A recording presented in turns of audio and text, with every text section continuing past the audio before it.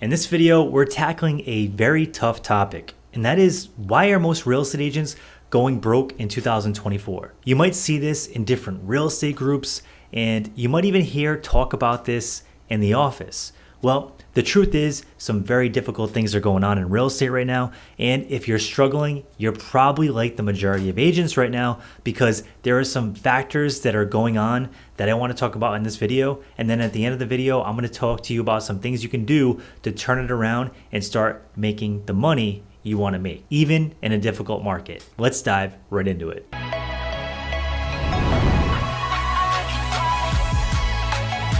My name is Chris with the Empire Real Estate YouTube channel. On this channel, we talk about entrepreneurship and how to build your real estate empire. Before we get started, I do want to tell you about our free training. It's called Your Next Sale, and it's all about how to find your next real estate deal to fill your pipeline up. So if you want to check that out, click the link down below in the description. I think you're really going to enjoy it. The first reason agents are struggling right now are the interest rates.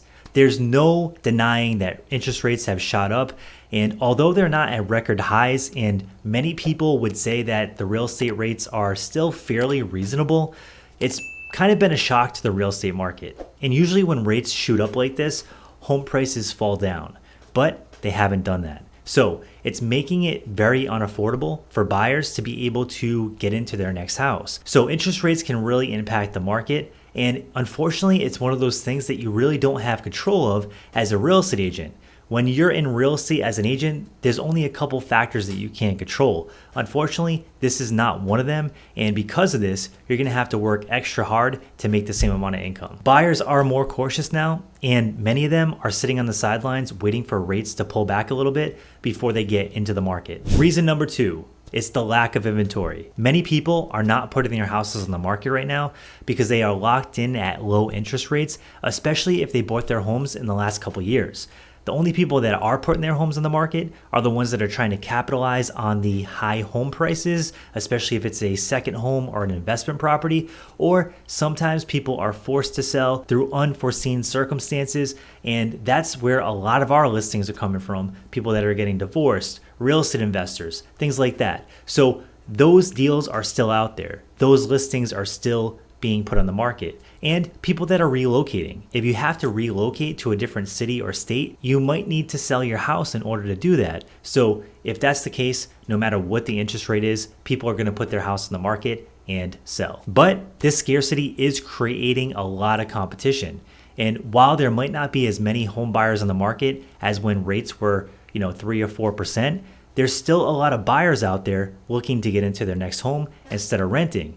And because of this, it is super challenging to be a buyer's agent right now. This is another reason real estate agents are going broke and they're getting frustrated with this business because they're focusing on buyer-based business. And what they end up doing is they end up making a sale, getting the person into a buyer agency agreement, and then they're driving them around town for months and months and months, and they're not getting their offers accepted. And then eventually, some of these buyers just decide not to buy, and the agent feels like they're totally wasting their time.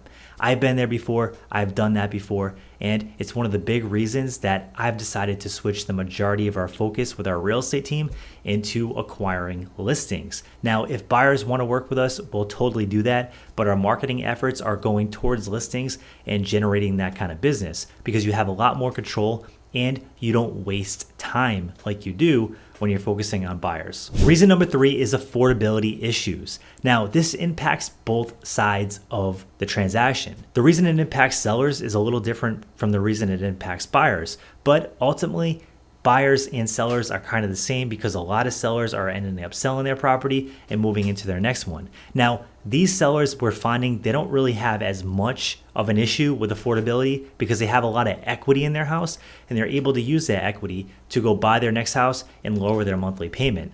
The problem is first-time home buyers are having a really hard time buying their first home because if they're using low money down programs and they're not already in the market, then they're just kind of getting priced out. And some of these house payments are really high and it makes people super uncomfortable. And ultimately, they just decide to rent instead of buying. So again, this is another reason you should be spending your time focusing getting listings because these people already have equity in most cases.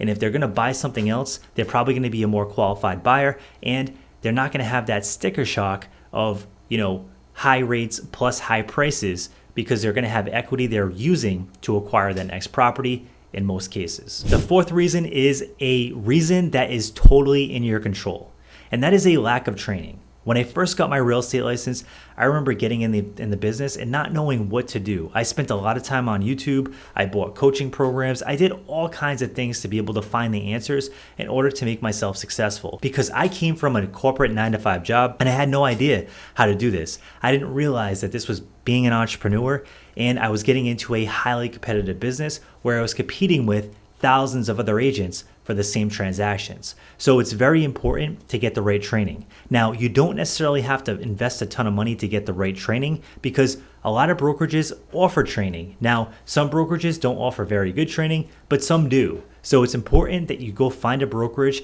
that offers really good high quality training that's going to get you up to speed and help you succeed in this challenging business. Another thing you can do is watch YouTube videos. There's so many content creators on the internet right now that are giving away this knowledge for free and really helping agents out grow their business. On top of that, you also have podcasts and things you can listen to. When I first started out, this wasn't really popular. There weren't a ton of agents online sharing this information. Now, there were a couple, but it wasn't like it is now. Now, there are so many different real estate content creators you can listen to and learn the things you need to know to become successful. So in my opinion, a lot of the educational stuff is really improving in real estate, which I think is a good thing. And don't be afraid to invest in yourself. If you want to make your business grow, don't be afraid to invest some money into education, because I did that when I first started, and some of the best things I learned were through paid coaching programs from successful agents. So again, you have a ton of resources at your fingertips now in 2024 compared to how it was back when I started in 2015. Reason number 5 is simply the wrong expectations. Now, I just made a video on this channel. It's a video called the Prospecting Masterclass, and I would suggest you take a look at that, because inside that video is going to teach you a complete step-by-step process on how to actually go out there and get sales. And many agents have no idea what the expectation is, how many conversations they have to have, what tools to use to be able to have those conversations with qualified sellers. All this stuff is not really taught, and a lot of agents have the wrong expectation, and they think that they're just able to sit back and maybe post something here and there on their social media and they're going to get deals, or maybe attend a open house here and there and they're going to get deals. Well, you might get lucky and you might get a deal that way, but if you want to build a consistent and stable real estate business, especially in this challenging market, then you're going to have to do outbound prospecting. You're going to have to create a content plan for your social media. You're going to have to really put yourself out there, because it's harder to become successful now because the market is in such a strange place. Prices are high, rates are high, and there's still a lot of real estate agents all going for that same business. So it's super saturated and those things are happening. However, what I do want to say, don't let this discourage you, because I have agents on my own team that are crushing it. There's agents in every market that are crushing it. And why can't it be you, right? Why can't you be the agent that's crushing it? You totally can. And if you're a real estate entrepreneur that's trying to build an empire, don't let a small hang up like this hold you back, because that's just short-term thinking. The market will eventually improve. Things will get better. And the more time you invest into yourself in this business and growing and becoming a better agent and a better entrepreneur, a better marketer, better at sales, well, the better things are going to be when the market turns around. So definitely don't give up. Don't stop focusing on your ultimate dream, and keep going, because you can totally make it in this business, even if the market is challenging.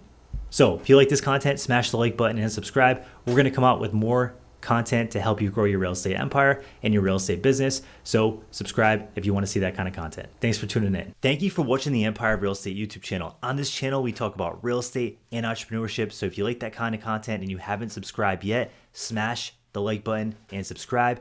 And before we go, there isn't a video over here that we think you'll like, so be sure to check that out as well. Thanks so much for tuning in, and you have a great day.